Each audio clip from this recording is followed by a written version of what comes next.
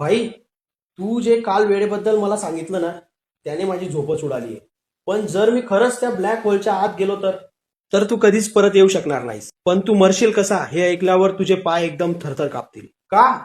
काय होतात? विज्ञानात याला म्हणतात स्पॅग्निफिकेशन. ब्लॅक होलची ग्रॅव्हिटी इतकी शक्तिशाली असते की तू जर पायाच्या दिशेने आत गेलायस तर तुझ्या पायावरची ग्रॅव्हिटी तुझ्या डोक्यावरच्या ग्रॅव्हिटीपेक्षा करोडो पट जास्त असेल. म्हणजे तुझं शरीर एका रबरासारखं किंवा नूडल्स सारखं हजारो मैल लांब खेचलं जाईल. तुझे अणू एक एक करून वेगळे होतील. बाप रे, पण बाहेरून बघणाऱ्याला मी कसा दिसेल? हेच तर मागच्या टाइमचं कनेक्शन आहे. बाहेरून मला असं दिसेल की तू ब्लॅक होलच्या तोंडाशी गेल्यावर गोठला आहेस.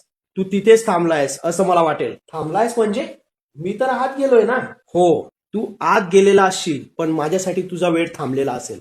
वर्षानुवर्षे उलटतील, पण मला तू तिथेच स्थिर दिसशील, जोपर्यंत प्रकाश सुद्धा तिथे संपत नाही. म्हणजे माझ्यासाठी जे काही सेकंद असतील ते तुझ्यासाठी अनंत काळ असेल. बरोबर. तू एका अशा जगात गेलेला असशील जिथे भौतिकशास्त्राचे नियम संपतात. तिथे फक्त तू असशील, अंधार असेल आणि कदाचित दुसरं एखादं ब्रह्मांड सुद्धा.